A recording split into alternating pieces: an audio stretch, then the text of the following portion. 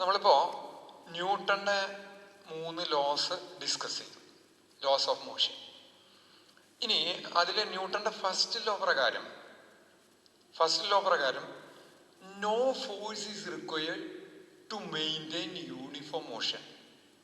ന്യൂട്ടൻ്റെ first ലോനെ ഒരു ഭാഗമായിട്ട് എടുത്തു കഴിഞ്ഞാൽ നമുക്ക് പറയുന്നത് ഒരു ബോഡി യൂണിഫോം മോഷനില്ല വെച്ചാൽ ആ യൂണിഫോം മോഷൻ മെയിൻറ്റെയിൻ ചെയ്യാൻ, നിലനിർത്താൻ ഒരു ഫോഴ്സും ആവശ്യമില്ല എന്നാണ് പറയണത്.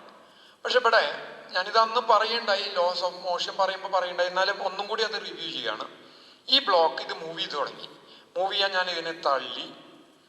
ഇനി ഇതിനെ യൂണിഫോം മോഷനിൽ, ഇപ്പൊ ഇത് യൂണിഫോം മോഷൻ ആണെന്ന് വിചാരിക്കുക, സ്ട്രെയിറ്റ് ലൈനിൽ ഒരേ സ്പീഡിൽ പോകണം.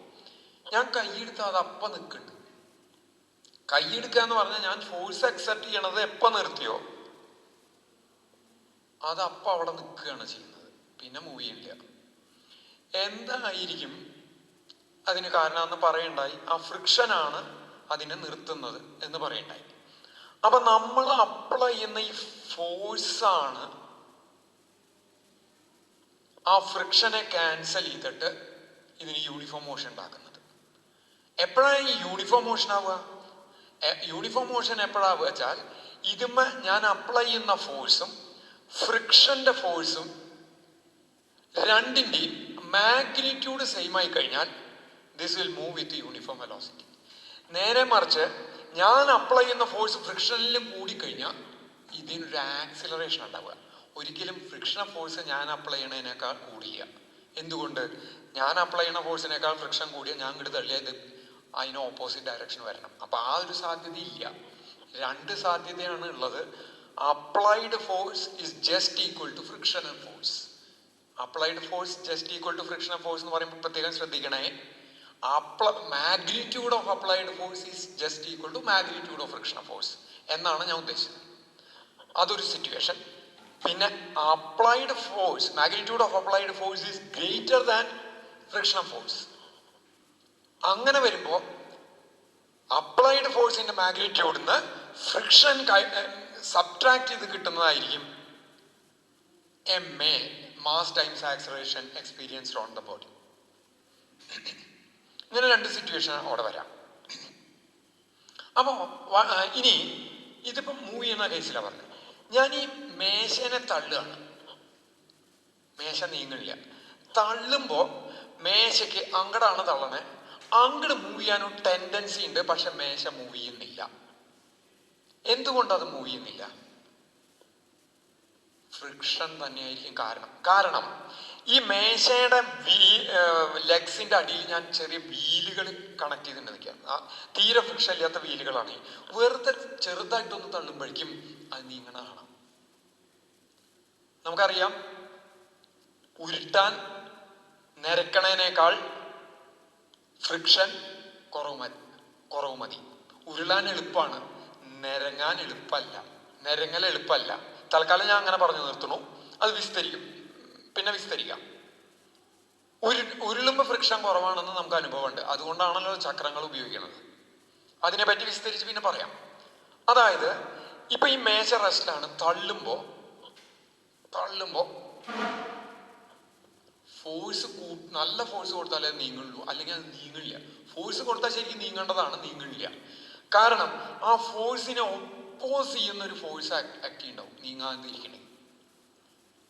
ഏത് ഫോഴ്സിനെ? അപ്ലൈ ചെയ്ത ഫോഴ്സ് എന്താ ചെയ്യണേ? ഇതിന്റെ റെസ്റ്റ് എന്നുള്ള അവസ്ഥയെ മാറ്റുകയാണ്, മോഷനിലേക്ക് കൊണ്ടുവരികയാണ്. അപ്പൊ മോഷനെ ഒപ്പോസ് ചെയ്യുന്ന ഒരു ഫോഴ്സ് ആക്ട് ചെയ്യുന്നുണ്ട്. മോഷനെ ഒപ്പോസ് ചെയ്യുന്ന ഫോഴ്സ് തന്നെയാണ് ഫ്രിക്ഷൻ. അപ്പൊ ഫ്രിക്ഷൻ എന്ന് പറയുന്നത് മൂവ് ചെയ്യുമ്പോൾ മാത്രമാണ് ആക്ട് ചെയ്യാന്ന് വിചാരിക്കരുത്.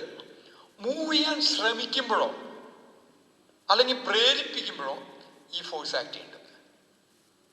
സോ വാട്ട് ഈസ് ഫ്രിക്ഷൻ എന്ന് പറഞ്ഞാൽ, friction is that force which acts എപ്പോഴാണ് ആക്ട് ചെയ്യണേ? When a body slides. ഇതിപ്പോ സ്ലൈഡ് ചെയ്യാണ്. ഇനി ഇതിന്റെ അടിയിൽ വല്ല ചക്രം വെച്ചിട്ടുണ്ടെങ്കിൽ അത് റോൾ ചെയ്യാം, അപ്പോഴും ഫ്രിക്ഷൻ ഉണ്ട്. When a body slides or rolls on another body. ഒരു ബോഡി വേറൊരു ബോഡിമേ സ്ലൈഡ് ചെയ്യുകയോ ഉരുളുകയോ ചെയ്യുമ്പോൾ, ജനറലായിട്ട് അത് മോഷൻ തന്നെയാണ്. അപ്പൊ ഫ്രിക്ഷൻ അറൈസസ്, ഫ്രിക്ഷൻ ഉണ്ടാകുക എപ്പോഴാ? When one body slides on or rolls on another body, പോരാ, or tends to move on another body. ഒരു ബോഡി വേറൊരു ബോഡിയുമേ നിരങ്ങുകയോ ഉരുളുകയോ ചെയ്യുമ്പോഴോ അല്ലെങ്കിൽ നീങ്ങാൻ ശ്രമിക്കുമ്പോഴോ. ഇപ്പം ഇവിടെ മേശ ഞാൻ തള്ളുമ്പോൾ മേശ ഈ സർഫസിൽ കൂടെ നീങ്ങാൻ ശ്രമിക്കുകയാണ്, അപ്പൊ തന്നെ ഫ്രിക്ഷൻ വന്നു കഴിഞ്ഞു അവിടെ. അപ്പൊ നീങ്ങുമ്പോൾ മാത്രമേ ഫ്രിക്ഷൻ ഉണ്ടാവുള്ളൂ എന്ന് വിചാരിക്കരുത്. Friction or frictional force is the force that arises. അത് അപ്പോഴേ ഉണ്ടാവുള്ളൂ, വെറുതെ ഇരിക്കുമ്പോൾ ഉണ്ടാവില്ല. Is that arise. എന്താ വെറുതെ ഇരിക്കുമ്പോൾ ഉണ്ടാവില്ല എന്ന് പറയാൻ കാരണം? വെറുതെ ഇരിക്കുമ്പോൾ ഈ മേശമ്മ ഒരു ഫ്രിക്ഷൻ ഫോഴ്സ് ആക്ട് ചെയ്യുന്നുണ്ടെങ്കിൽ വേറെ ഒരു ഫോഴ്സ് ഇപ്പൊ ആക്ട് ചെയ്യില്ലല്ലോ. ഫ്രിക്ഷൻ ഫോഴ്സ് ആക്ട് ചെയ്താൽ ആ മേശ ഏതാ ഡയറക്ഷനിലാണ് ഫ്രിക്ഷൻ ഫോഴ്സ് ആക്ട് ചെയ്യണേ, ആ ഡയറക്ഷനിൽ നീങ്ങിയനെ. വെറുതെ ഇരിക്കുന്ന സാധനം തന്നെ തന്നെതാ നീങ്ങിയനെ. അങ്ങനെ ഒരു നീക്കം കാണുന്നില്ല. അതുകൊണ്ട് തന്നെ വെറുതെ ഇരിക്കുന്ന ഒരു ഓബ്ജക്റ്റിലും ഒരു ഫോഴ്സ് ആക്ട് ചെയ്യാണ്ട്, എക്സ്റ്റേണൽ ഫോഴ്സ് ആക്ട് ചെയ്യാണ്ട് ഇരിക്കുന്ന ഒരു ഓബ്ജക്റ്റിലും ഫ്രിക്ഷണൽ ഫോഴ്സ് ആക്ട് ചെയ്യില്ല. അപ്പൊ ഫ്രിക്ഷണൽ ഫോഴ്സ് എപ്പോഴാണ് ഉണ്ടാവണേ? It arises when one body slides or rolls on another body or tends to slide or roll on another body. Slide ചെയ്യുകയോ role ചെയ്യുകയോ അല്ലെങ്കിൽ സ്ലൈഡ് ചെയ്യുകയോ റോൾ ചെയ്യുകയോ ചെയ്യാൻ ശ്രമിക്കുമ്പോഴോ ആണ് ഫ്രിക്ഷൻ ഉത്ഭവിക്കുന്നത്. It always opposes motion. എപ്പോഴും മോഷൻ ഒപ്പോസ് ചെയ്യുള്ളൂ. അതായത് ഇവിടുന്ന് ഇങ്ങോട്ട് ട്രൈ ചെയ്യുമ്പോൾ ഫ്രിക്ഷൻ ആക്ട് ചെയ്യുന്നത് ആ മോഷൻ ഓപ്പോസ് ചെയ്ത് ഈ ഡയറക്ഷനാണ്. നേരെ മറിച്ച് ഇത് ഇങ്ങോട്ട് വരുമ്പോൾ ഫ്രിക്ഷൻ ഇവിടുന്ന് ഓപ്പോസിറ്റ് ആണ്. അല്ലാണ്ട് ഇവിടുന്ന് അങ്ങോട്ട് പോകുമ്പോൾ ഇങ്ങടായി, ഇനി അവിടുന്ന് ഇങ്ങോട്ട് വരുമ്പോൾ ഇങ്ങോട്ട് തന്നെയല്ല. ആലോചിക്കണം. Always opposes motion or against the direction of applied force. ഇനി ഇറ്റ് ഓൾവേസ്, അപ്പൊ ഞാൻ ഇതിന്റെ ഒരു ഫിഗർ വരയ്ക്കുക. ഇപ്പൊ ഇതൊരു സർഫസ്, ഈ സർഫസിൽ ഇങ്ങനെ ഒരു ബോഡി, ഇവിടെ ഞാൻ അപ്ലൈഡ് ഫോഴ്സ് ഇങ്ങനെ കൊടുത്തു കഴിഞ്ഞാൽ ഫോഴ്സ് അപ്ലൈഡ് ക്യാപിറ്റൽ എഫ് എന്ന് ഇട്ടു. ഫ്രിക്ഷൻ ഫോഴ്സ് ഈ കോണ്ടാക്ട്, ഈ രണ്ട് ബോഡികളുടെയും കോണ്ടാക്ടിന് ടാൻജൻഷ്യൽ ആയിട്ടാണ് ഫ്രിക്ഷണൽ ഫോഴ്സ്. ഫ്രിക്ഷണൽ ഫോഴ്സിനെ ഞാൻ സ്മോൾ ലെറ്റർ ഇടുകയാണ്. ഫ്രിക്ഷണൽ ഫോഴ്സ് ആക്ട് ചെയ്യാം. Frictional force always acts tangential to the surface of contact. Contact സർഫസിനെ ടാൻജൻഷ്യൽ ആയിട്ട് ആക്ട് ചെയ്യാം. ഡയറക്ഷൻ നോക്കും, ഇതാണ് അപ്ലൈഡ് ഫോഴ്സ് വെച്ചാൽ അതിന് ഓപ്പോസിറ്റ് ഡയറക്ഷനിലാണ് മോഷൻ ഓപ്പോസ് ചെയ്യാണ് ചെയ്യണം. ഇവിടുന്ന് അങ്ങോട്ട് തള്ളിയിട്ട് നീക്കാൻ നോക്കുമ്പോൾ ഫ്രിക്ഷൻ ഇങ്ങോട്ട് ആക്ട് ചെയ്യുന്നു. അത് ആക്ട് ചെയ്യുന്നത് ഇപ്പൊ ഇവിടെ നല്ലല്ലോ തള്ളല് വരണേ. എവിടെയാ ഉണ്ടാവുക? എങ്ങനെയാലും എവിടെയാ ഉണ്ടാവുക? ആ കോണ്ടാക്റ്റിലാണ് ഉണ്ടാവുക. കോണ്ടാക്റ്റിലാണ് ഉണ്ടാവുക. ഇനി ഇവിടെ ശ്രദ്ധിക്കേണ്ട കാര്യം, വൈ ദ ഫ്രിക്ഷൻ അറൈസസ്. അപ്പൊ നമുക്ക് നമ്മൾ സർഫസുകൾ വരയ്ക്കുമ്പോൾ, ഇപ്പൊ ഈ മേശയുടെ സർഫസും ഇതിന്റെ അടിയും വരയ്ക്കുമ്പോൾ സാധാരണ വരച്ചു കഴിഞ്ഞത് ഇതേപോലെ തന്നെയാണ് ഇരിക്കണത്. ഇത് രണ്ട് സർഫസുകൾ ഇങ്ങനെ വരയ്ക്കും. പക്ഷേ ഇത് നമുക്കൊരു ഒറ്റ നോട്ടത്തിൽ ഇത് പ്ലെയിൻ ആയിട്ടാണ് തോന്നണേ. പക്ഷെ മേശയുടെ സർഫസ് ഒരു മൈക്രോസ്കോപ്പിൽ കൂടെ നോക്കിക്കഴിഞ്ഞാൽ, ആ സർഫസിനെ വലുതാക്കി കാണിച്ചു കഴിഞ്ഞാൽ, we can see a large number of irregularities. ഇപ്പൊ ഇത്രയും ഭാഗം മൈക്രോസ്കോപ്പിൽ കൂടെ വ്യൂ ചെയ്ത് കഴിഞ്ഞാൽ ഇവിടെ ധാരാളം ഇറഗുലാരിറ്റീസ് കാണാം. ഇറഗുലാരിറ്റീസ് കാണാം. അപ്പൊ ഇതേപോലെ ഇതുമ്മ വെച്ച ഭാഗത്തും ഇറഗുലാരിറ്റീസ് ഉണ്ടാവും. ഈ വെച്ച ഓബ്ജക്റ്റിനും ഇതേപോലെ ഇറഗുലാരിറ്റീസും ഇതുകളൊക്കെ ഉണ്ടാവും. അപ്പൊ എന്തുണ്ടാവും വെച്ചാ, ഈ രണ്ട് എവിടെയൊക്കെ കോണ്ടാക്റ്റുകൾ വരുന്നു അവിടെ മോളിക്യൂൾസ് തമ്മിൽ ഇന്റർ മോളിക്യുലർ അട്രാക്ഷൻ കാരണം ഒരു തരം വെൽഡിങ് നടക്കും. വെൽഡിങ് എന്ന് പറഞ്ഞാൽ ഒറ്റിപ്പിടിക്കല്ലേ. രണ്ടെണ്ണത്തിന് വെൽഡ് ചെയ്യുക എന്ന് പറഞ്ഞാൽ രണ്ടെണ്ണത്തിന് കൂട്ടി ചേർത്ത് ഒട്ടിക്കുക എന്നുള്ള പോലെ, അങ്ങനെയാണല്ലോ പറയുക. അങ്ങനത്തെ വെൽഡിങ് നടക്കുമ്പോ ആ ഇന്റർമോളിക്കുലർ ഫോഴ്സ് ഓഫ് അട്രാക്ഷൻ കാരണം വെൽഡിങ് നടക്കുമ്പോൾ അത് വിട്ടു പോരാനുള്ള വിമുഖത കാണിക്കുമ്പോൾ ഇതിന് ഫ്രീ ആയിട്ട് മൂവ് ചെയ്യാൻ പറ്റില്ല. ഇതിങ്ങോട്ട് നീങ്ങിക്കഴിഞ്ഞാൽ ഈ ഭാഗം ഞാൻ ഇത് മൈക്രോസ്കോപ്പ് വ്യൂ ആണ് കാണിച്ചത്, മറ്റേ ഭാഗം കാണിച്ചിട്ടില്ല എന്ന് മാത്രം. ഇവിടുന്ന് ഇങ്ങോട്ട് കാണിച്ചിട്ടില്ല, ഇവിടുന്ന് ഇങ്ങോട്ട് കാണിച്ചിട്ടില്ല. ഇതാണ് ഫ്രിക്ഷന് കാര്യം. ഈ ഇറഗുലാരിറ്റീസ്, മൈക്രോസ്കോപ്പിക് ലെവലിലുള്ള ഇറഗുലാരിറ്റീസിന്റെ വെൽഡിങ്, കോണ്ടാക്ട് വെൽഡ്, കോണ്ടാക്റ്റിൽ വരുന്ന വെൽഡ് ഒട്ടിപ്പിടിക്കും, അതാണ് ഇതിന്റെ കാര്യം. അതാണ് ഈ ഫ്രിക്ഷന്റെ കാരണം. തൽക്കാലം നമുക്ക് അങ്ങനെ മനസ്സിലാക്കി വയ്ക്കാം. ഇനി ഈ ഫ്രിക്ഷൻ ഞാൻ പറഞ്ഞു, മൂവ് ചെയ്യുമ്പോൾ മാത്രമല്ല ഫ്രിക്ഷൻ ഉള്ളത്, റെസ്റ്റിലായിരിക്കുമ്പോൾ. ഇപ്പൊ മേശ തള്ളുമ്പോൾ മേശ നീങ്ങില്ല, അപ്പോഴും ഫ്രിക്ഷൻ ഉണ്ട്. കാരണം ഇങ്ങോട്ട് മൂവ് ചെയ്യാനുള്ള ഒരു ടെൻഡൻസി, ആ ഡയറക്ഷനിൽ ഞാൻ മൂവ് ചെയ്യാൻ ഒരു ടെൻഡൻസി കൊടുക്കുകയാണ്, മേശയ്ക്ക് തള്ളുകയാണ്, പക്ഷെ മൂവ് ചെയ്യില്ല, കാരണം ഫ്രിക്ഷൻ ഉണ്ട്. അവിടെ ഫ്രിക്ഷൻ എന്ന് പറയുന്നത് മൂവ് ചെയ്യാത്തപ്പോഴുള്ള ഫ്രിക്ഷനാണ്. അപ്പൊ ഫ്രിക്ഷനെ നമുക്ക് തൽക്കാലം രണ്ട് തരമായിട്ട് എടുക്കാം. മൂവ് ചെയ്യുമ്പോഴുള്ള ഫ്രിക്ഷൻ, മൂവ് ചെയ്യാത്തപ്പോഴുള്ള ഫ്രിക്ഷൻ. ഞാനൊരു എക്സ്പെരിമെന്റ് വെച്ചിട്ട് ഒന്ന് നോക്കാം. ഇത് നോക്കൂ, ഇതൊരു ഓബ്ജക്റ്റ്, ഇത് സ്പ്രിംഗ് ബാലൻസ്.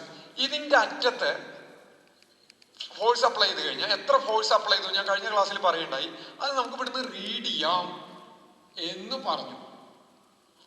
നോക്കൂ, ഞാൻ ഈ ഹുക്ക് ഇതും ഇട്ടിട്ട് ഇതിനെ വലിക്കാൻ നോക്കുകയാണ്. ഇതിനെ വലിക്കാൻ നോക്കാം. ഞാനിപ്പോ 1 ന്യൂട്ടൺ ഫോഴ്സ് അപ്ലൈ ചെയ്തു, ഇത് നീങ്ങില്ല. 1.5 ന്യൂട്ടൺ അപ്ലൈ ചെയ്തു, നീങ്ങില്ല. നോക്കൂ, 1 ന്യൂട്ടൺ ഞാൻ ഇങ്ങോട്ട് അപ്ലൈ ചെയ്യുമ്പോൾ ശരിക്കും ആ ബോഡി ഇങ്ങോട്ട് നീങ്ങേണ്ടതാണ്. ഇങ്ങോട്ട് 1 ന്യൂട്ടണിൽ ഫോഴ്സ് അപ്ലൈ ചെയ്തു. എന്താ ഒരു തെളിവ്? ഇൻഡിക്കേറ്റർ 1ന്റെ നേരെ നിൽക്കുന്നുണ്ട്, അതാണ് അതിന്റെ തെളിവ്. ആ ഫോഴ്സ് കൂട്ടി, നീങ്ങില്ല. നോക്കൂ, ഞാൻ 1 ന്യൂട്ടൺ അപ്ലൈ ചെയ്തിട്ട് ഈ ബോഡി നീങ്ങില്ലെങ്കിൽ 1 ന്യൂട്ടൺ ഫോഴ്സ് അതിനെ ഒപ്പോസ് ചെയ്യുന്ന ഡയറക്ഷനിൽ ആക്ട് ചെയ്യുന്നുണ്ടെന്ന് ഉറപ്പല്ലേ? ഇതുമ്പോ ആകെ കൂടി 1 ന്യൂട്ടനെ ഫോഴ്സ് ആക്ട് ചെയ്യുള്ളൂ എങ്കിൽ ഈ 1 ന്യൂട്ടൺ അപ്ലൈ ചെയ്താൽ അപ്പം ഇങ്ങോട്ട് വരേണ്ടതാണ്. പക്ഷേ ഞാൻ 1 ന്യൂട്ടൺ ഫോഴ്സോട് കൂടി ഇപ്പൊ ഇതിന്റെ മാസ് m ആണെങ്കിൽ അത് 1/m, മാസ് m ആണെങ്കിൽ 1/m ആക്സലറേഷനോട് കൂടി F ഈക്വൽസ് ma എന്ന് പഠിച്ചിട്ടുണ്ട്. A equals F/m. അപ്പൊ 1 ന്യൂട്ടൺ ഫോഴ്സ് അപ്ലൈ ചെയ്താൽ 1/m, ഇതിന്റെ മാസം ഒരു 2 കിലോ നിൽക്കാം. അപ്പോ ½ മീറ്റർ/സെക്കൻഡ് ആക്സിലറേഷനോട് കൂടി ഇത് ഇങ്ങോട്ട് വരേണ്ടതാണ്. പക്ഷെ ഇത് വരുന്നില്ല എന്ന് പറഞ്ഞാൽ അതിന്റെ അർത്ഥം ഓപ്പോസിറ്റ് ഡയറക്ഷനിൽ അത്രയും ഫോഴ്സ് ആക്ട് ചെയ്യുന്നതാണ്. എത്രയും ഫോഴ്സ്? 1 ന്യൂട്ടൺ തന്നെ. എന്താ ഓപ്പോസിറ്റ് ഡയറക്ഷനിൽ 1 ന്യൂട്ടൺ ആക്ട് ചെയ്യണം, 2 ന്യൂട്ടൺ ആക്ട് ചെയ്തൂടെ? 2 ന്യൂട്ടൺ ആണ് ഓപ്പോസിറ്റ് ഡയറക്ഷനിൽ ആക്ട്. ഇങ്ങോട്ട് ഞാൻ 1 ന്യൂട്ടണിൽ വലിക്കുമ്പോൾ 2 ന്യൂട്ടൺ ആണ് അങ്ങോട്ട് ആക്ട് ചെയ്യണമെന്ന് വെച്ചാൽ അത് 1 ന്യൂട്ടണിൽ 2 - 1 ന്യൂട്ടണിൽ അത് അങ്ങോട്ട് പോയേനെ. അങ്ങനെ പോകില്ല. അപ്പൊ ഞാൻ അപ്ലൈ ചെയ്യുന്ന എന്ത് ഫോഴ്സ് അപ്ലൈ ചെയ്യണോ അത്ര തന്നെയാണ് ഇതുമ്പോ ഓപ്പോസിറ്റ്. ഇനി ഞാൻ ആ 1 എന്നുള്ളത് 1.5 ആക്കി, നീങ്ങില്ല. 2 ആക്കി, നീങ്ങില്ല. പറഞ്ഞ 2 ആക്കുമ്പോ ഈ അപ്ലൈഡ് ഫോഴ്സും 2 ആവുന്നുണ്ട്. അപ്ലൈഡ് ഫോഴ്സ് 1 തന്നെ ആയിട്ട് ഇരിക്കണേ വെച്ചാൽ ഇങ്ങോട്ടുള്ളത് 2 ആയി കഴിഞ്ഞാൽ 2 - 1 1 കൂടിയിട്ട് ഇങ്ങോട്ട് നീങ്ങിയനെ, 1 യൂണിറ്റ് ഫോഴ്സിന്റെ എഫക്റ്റിൽ നീങ്ങിയനെ. അങ്ങനെ കൂട്ടി വരും തോറും ഇത് നീങ്ങില്ല. അങ്ങനെ എത്തി അവസാനം 2.5 ന്യൂട്ടൺ എത്തിയിട്ടില്ല, നീങ്ങില്ല. 2.5 ന്യൂട്ടൺ ആയപ്പോ നീങ്ങി തുടങ്ങിയപ്പോ പിന്നെ അവിടുത്തെ വാല്യൂ 2.2 പോയി. 2.5 ന്യൂട്ടണിൽ അത് ജസ്റ്റ് മൂവ്മെന്റ് സ്റ്റാർട്ട് ചെയ്തു. നീങ്ങി തുടങ്ങിയപ്പോ പിന്നെ എനിക്ക് കൊടുക്കേണ്ടി വന്ന ആ നീക്കം മെയിൻറ്റെയിൻ ചെയ്യാൻ കൊടുക്കേണ്ട വന്ന ഫോഴ്സ് 2.2 ന്യൂട്ടൺ ആയിട്ടു. ഇപ്പൊ എന്താ ഉണ്ടായത്? ഞാൻ ഫോഴ്സ് അപ്ലൈ ചെയ്തു. എങ്ങനെയാ ഫോഴ്സ് അപ്ലൈ ചെയ്ത്? ആ മെഷറബിൾ ആയിട്ടാണ് ഫോഴ്സ് അപ്ലൈ ചെയ്തത്. അപ്ലൈ ചെയ്യുന്ന ഫോഴ്സ് മെഷർ ചെയ്തിട്ട്. അപ്പൊ ഞാൻ ഫോഴ്സിന്റെ മാഗ്നിറ്റ്യൂഡ് കൂട്ടി വന്നു. 2.5 ന്യൂട്ടൺ വരണ വരെ ആ ഒബ്ജക്റ്റ് നീങ്ങിയിട്ടേ ഇല്ല. അപ്പൊ അതുവരെ എത്തുന്നവരെ ഞാൻ അപ്ലൈഡ് ഫോഴ്സ് കൂട്ടണതിനനുസരിച്ച് ഫ്രിക്ഷണൽ ഫോഴ്സും കൂടി വന്നു. അപ്ലൈഡ് ഫോഴ്സ് ഒരു മാക്സിമം എത്തി 2.5 കഴിഞ്ഞ ഉടനെ അത് നീങ്ങി തുടങ്ങിയപ്പോൾ പിന്നെ 2.5 അപ്ലൈ ചെയ്യേണ്ടി വരുന്നില്ല, 2.2 തന്നെ അത് നീങ്ങിക്കൊണ്ടേയിരിക്കുന്നു. ഇതാണ് സിറ്റുവേഷൻ. ഇനി നോക്കുക, 2.5 അപ്ലൈ എത്തുന്ന വരെ അത് നീങ്ങിയിട്ടില്ല. നീങ്ങാണ്ടിരിക്കാൻ കാരണം മോഷനെ ഒപ്പോസ് ചെയ്യുന്ന ഫോഴ്സ് ഉണ്ട്. മോഷനെ ഒപ്പോസ് ചെയ്യുന്ന ഫോഴ്സ് ഫ്രിക്ഷണൽ ഫോഴ്സ് ആണ്. മൂവ്മെന്റ് ഇല്ലാത്തപ്പോഴുള്ള ഫ്രിക്ഷണൽ ഫോഴ്സ്, അതിനെ പറയുന്ന പേരാണ് സ്റ്റാറ്റിക് ഫ്രിക്ഷൻ. മൂവ്മെന്റ് ഇല്ലാതെ ഫ്രിക്ഷണൽ ഫോഴ്സ് ആക്ട് ചെയ്യുമ്പോൾ the frictional force arises between two bodies when they are relatively rest. ഒന്നിനെ അപേക്ഷിച്ച് മറ്റതും ഇതിനെ അപേക്ഷിച്ച് രണ്ട് ബോഡീസും പരസ്പരം നോക്കുമ്പോൾ റെസ്റ്റിലാണെങ്കിൽ ആ ഫ്രിക്ഷണൽ ഫോഴ്സിനെ പറയുന്ന പേരാണ് static friction. The frictional force arises when two bodies are at relative rest. എന്തിനാ റിലേറ്റീവ് എന്ന് പറയണേ? ഒരെണ്ണം ഇപ്പൊ ഇതിങ്ങനെ നീക്കാം, ഇനി ഇതിനെ അനക്കാണ്ട് വെച്ചുകൊണ്ട് മേശയെ നീക്കാം. ഇവിടെയൊക്കെ മോഷനാ നടക്കണത്.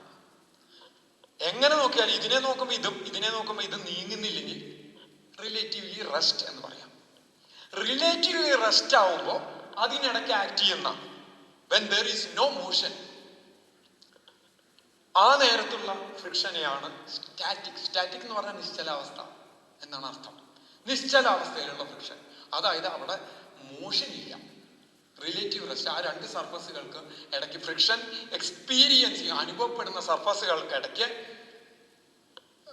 മൂവ്മെന്റ് ഇല്ല. അതിനെയാണ് സ്റ്റാറ്റിക് ഫ്രിക്ഷൻ. ഇനി മൂവ് ചെയ്യുമ്പോഴുള്ള ഫ്രിക്ഷനെ പറയുന്ന പേരാണ് കൈനറ്റിക് ഫ്രിക്ഷൻ. കൈനറ്റിക് എന്നുള്ള വാക്കിന്റെ അർത്ഥം മോഷൻ തന്നെയാണ്, ഗ്രീക്ക് വേർഡിൽ. Kinetic friction is the friction arises when one body slides or rolls on another body or when there is a relative motion between two surfaces. രണ്ട് സർഫസുകൾക്കിടയ്ക്ക് അല്ലെങ്കിൽ രണ്ട് ബോഡീസിന്റെ ഇടയ്ക്ക് കോണ്ടാക്റ്റിൽ ഇരിക്കുന്ന ബോഡീസിന്റെ ഇടയ്ക്ക് മോഷൻ ഉള്ളപ്പോൾ ഉള്ള ഫ്രിക്ഷനെയാണ് കൈനറ്റിക് ഫ്രിക്ഷൻ എന്ന് പറയുന്നത്. ഇനി നമ്മൾ ഇതൊന്ന് വെച്ച് ആലോചിച്ച് നോക്കാം. ഞാൻ സ്റ്റാറ്റിക് ഫ്രിക്ഷൻ എന്ന് പറഞ്ഞാൽ ഈ 2.5 ന്യൂട്ടൺ വരെ അപ്ലൈ ചെയ്യണ വരെ ഇത് നീങ്ങിയിട്ടില്ല. അപ്ലൈഡ് ഫോഴ്സ് ഞാൻ ഗ്രാജുവലി കൂട്ടി കൊണ്ടുവന്നു. അപ്പൊ സ്റ്റാറ്റിക് ഫ്രിക്ഷനും കൂടുകയല്ലേ ചെയ്തിരിക്കുന്നത്. അപ്പൊ static friction is a self adjusting force. Static friction is a സ്വയം അഡ്ജസ്റ്റ് ചെയ്യണം. ഏതിനനുസരിച്ച് അഡ്ജസ്റ്റ് ചെയ്യണം? അപ്ലൈഡ് ഫോഴ്സിനനുസരിച്ച്. അപ്ലൈഡ് ഫോഴ്സ് 1 ന്യൂട്ടൺ ആയിരുന്നപ്പോ സ്റ്റാറ്റിക് ഫ്രിക്ഷനും 1 ന്യൂട്ടൺ ആണ്. അപ്ലൈഡ് ഫോഴ്സ് 1.5 ന്യൂട്ടൺ ആക്കിയപ്പോൾ സ്റ്റാറ്റിക് ഫോഴ്സും 1.5 ന്യൂട്ടൺ ആയി. എന്താ അതിന് ഉറപ്പ്? 1.5-ൽ കൂടുതലാണ് സ്റ്റാറ്റിക് ഫ്രിക്ഷൻ എങ്കിൽ ഫ്രിക്ഷന്റെ ഡയറക്ഷനിൽ മൂവ്മെന്റ് ഉണ്ടായാലേ.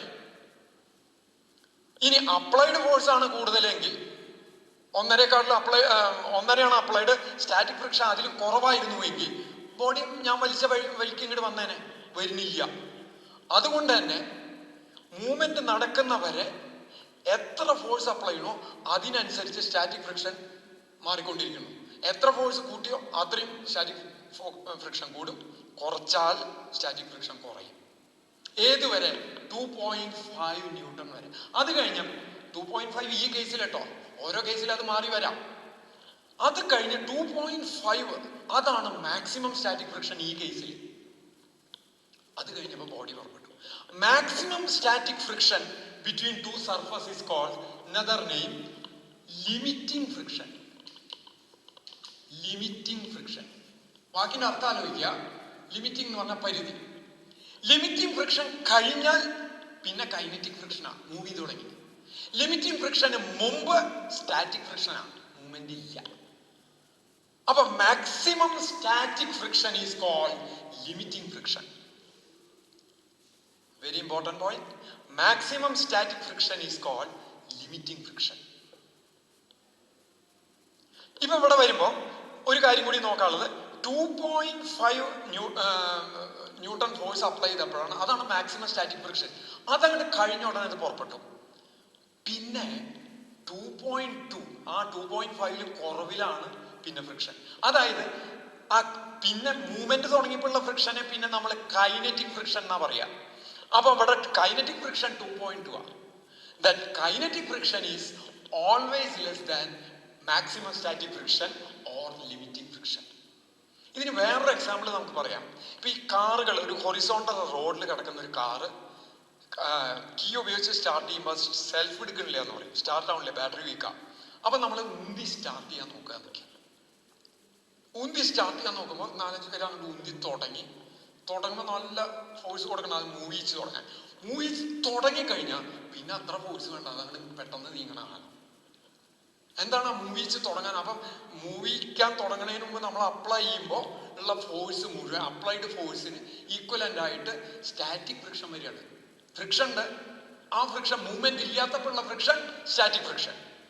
ആ സ്റ്റാറ്റിക് ഫ്രിക്ഷൻ മാക്സിമത്തിലെത്തി അതിനെ ഓവർകം ചെയ്ത് നമ്മൾ അപ്ലൈഡ് ഫോഴ്സ് കൊടുത്തു കഴിഞ്ഞാൽ അത് മൂവ് ചെയ്ത് തുടങ്ങിക്കഴിഞ്ഞാൽ ആ അത്രയും ഫോഴ്സ്, ലിമിറ്റിംഗ് ഫ്രിക്ഷന്റെ അത്ര ഫോഴ്സ് വേണ്ട, പിന്നെ അത് ഈസി ആയിട്ട് മൂവ് ചെയ്യാൻ പറ്റും. അപ്പൊ 5 പേര് ഒരുമിച്ച് അങ്ങോട്ട് തള്ളി നീക്കി തുടങ്ങി, പിന്നെ 3 പേര് തള്ളിയാലും സാധനം നീങ്ങണമാണ്, അത്രയും ഫോഴ്സ് വേണ്ട. അപ്പം maximum static friction or limiting friction is less than kinetic friction. അപ്പൊ ഇതിന്റെ ഒരു ഗ്രാഫ് വരയ്ക്കുക വെച്ചാൽ എങ്ങനെ ഒരു ഗ്രാഫ് വരും? Applied forces versus friction. Applied force X ആക്സിസിൽ എടുത്തു, ഫ്രിക്ഷൻ ഇതിലെടുത്ത് വരച്ച ആദ്യം അപ്ലൈഡ് ഫോഴ്സ് കൂടുന്നതിനനുസരിച്ച് ഫ്രിക്ഷനും കൂടി വരും. എക്സാക്റ്റ് ആയിട്ടാ കൂടട്ടോ. അപ്പൊ ഇതില് ഒരേ സ്കെയിലാണ് എടുക്കണേ വെച്ചാൽ, ഒരേ സ്കെയിലാണ് എടുക്കണേ, 2 ആക്സിസുകൾ എടുക്കണേ വെച്ചാൽ 45 ഡിഗ്രിയിൽ തന്നെ ഈ ഗ്രാഫ് തുടങ്ങും. കാരണം ഇത് 1 ആവുമ്പോ ഇത് 1, ഇത് 2 ആവുമ്പോ ഇത് 2, ഇത് 3 ആവുമ്പോ ഇത് 3, അങ്ങനെ വരും. അത് കഴിഞ്ഞ് ഇങ്ങനെ കയറി വന്ന് ഇപ്പൊ ഇവിടെ എത്തുമ്പോ മാക്സ് ലിമിറ്റിംഗ് ഫ്രിക്ഷൻ എത്തിയിരിക്കാം. ലിമിറ്റിംഗ് ഫ്രിക്ഷൻ എത്തിക്കഴിഞ്ഞാൽ അവിടുന്ന് അങ്ങോട്ട് പിന്നെ അപ്ലൈ ചെയ്ത് കഴിഞ്ഞാൽ ഈ ആക്സിസിൽ പോകുന്തോറും അപ്ലൈഡ് ഫോഴ്സ് കൂടി വരിക എന്നാണ് അർത്ഥം. പിന്നെ മൂവ്മെന്റ് സ്റ്റാർട്ട് ചെയ്ത് കഴിഞ്ഞാൽ പിന്നെ അവിടുന്ന് അത്രയും ഫ്രിക്ഷൻ വേണ്ട, ഒന്ന് കുറയും. പിന്നെ അവിടുന്ന് ഒരേ ഫ്രിക്ഷനില്ല, എത്ര സ്പീഡായാലും ഫ്രിക്ഷൻ മാറില്ല. അപ്പൊ ഇവിടുന്ന് ഈ റീജിയൻ, ഇത്രയും റീജിയൻ ഒ എ, ഇതിന് ഞാൻ ബി സി എന്ന് കൊടുക്കാക്കി. ഒ എ എന്ന് പറയുന്നത് സ്റ്റാറ്റിക് ഫ്രിക്ഷന്റെ റീജിയൻ ആണ്. Friction region. ബി സി എന്ന് പറയുന്നത് കൈനറ്റിക് ഫ്രിക്ഷന്റെ റീജിയൻ ആണ്.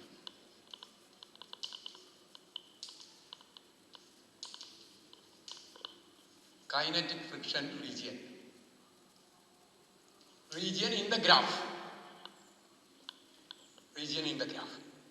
ഇനി ഇതിനെ കുറിച്ച് സ്റ്റഡി നടത്തിയിട്ട് ഈ സ്റ്റാറ്റിക് ഫ്രിക്ഷനെയും കൈനറ്റിക് ഫ്രിക്ഷനെയും സംബന്ധിച്ച് ഉള്ള എക്സ്പെരിമെന്റൽ സ്റ്റഡിയുടെ ബേസിസിൽ ചില ലോസ് ഫോം ചെയ്തിട്ടുണ്ട്. Laws of static friction and laws of kinetic friction. That we will take in the next class.